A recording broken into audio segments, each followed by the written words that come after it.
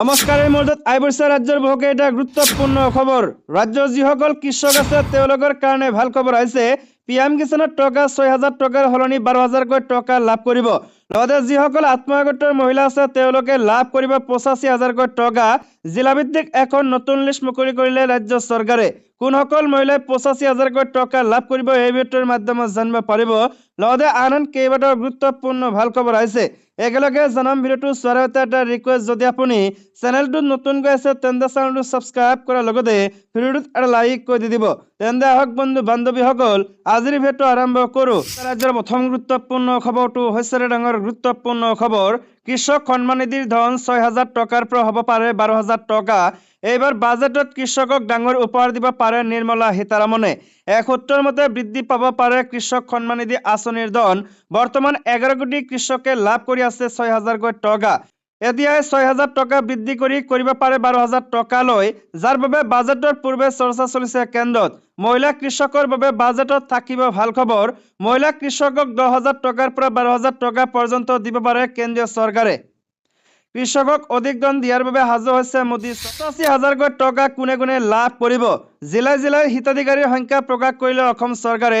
তিনিচুকীয়া জিলাত ১,১৮,৫০০ গৰাকী হিতাধিকাৰী, ডিব্ৰুগড় জিলাত ১,৪০,০০০ গৰাকী হিতাধিকাৰী, যোৰহাটত ১,২০,০০০ গৰাকী হিতাধিকাৰী, চৰাইদেউত ৬৬,৩৫৮ গৰাকী হিতাধিকাৰী, শিৱসাগৰত ৮৯ গৰাকী হিতাধিকাৰী, মাজুলীত ৩৩,৪২৬ গৰাকী হিতাধিকাৰী, লখিমপুৰত ১,৬৩,৫৮৫ গৰাকী হিতাধিকাৰী, ধেমাজিত ১,১১,৭২২ গৰাকী হিতাধিকাৰী, কাছাৰত ১,৪৫,০০০ গৰাকী হিতাধিকাৰী, লগতে হাইলাকান্দিত ৬৬,০১১ গৰাকী হিতাধিকাৰী, কৰিমগঞ্জত ৯৬,৭৭১ গৰাকী হিতাধিকাৰী, শোণিতপুৰত ১,৫৪,০০০ গৰাকী হিতাধিকাৰী, দৰঙত ১,৪২,৫৭৭ গৰাকী হিতাধিকাৰী।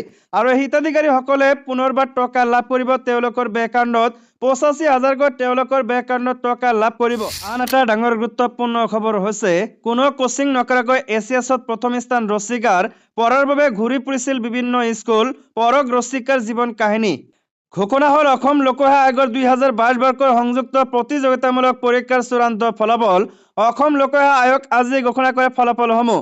এছিয়াছ, এপিএছ আৰু অন্যান্য সংলগ্ন সেৱাৰ বাবে সৰ্বমুঠ ৯১৩ গৰাকী প্ৰাৰ্থী নিযুক্তিৰ বাবে চৰকাৰলৈ নাম প্ৰেৰণ কৰিছে আয়োগে।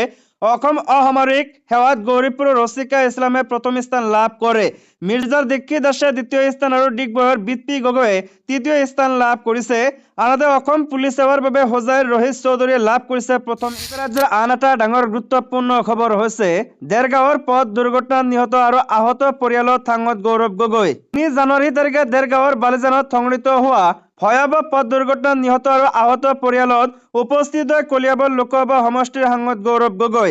নিহত পৰিয়ালত উপস্থিত হৈ পৰিয়াললৈ সমবেদনা জ্ঞাপন কৰাৰ লগতে আহতসকলৰ আশু আৰোগ্য কামনা কৰে সাংসদগৰাকীয়ে।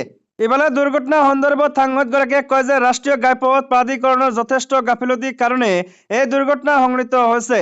এই দুৰ্ঘটনাৰ বিষয়ে কেন্দ্ৰীয় মন্ত্ৰী নীতিন গাডকাৰীলৈ চিঠি লিখি অৱগত কৰিছে।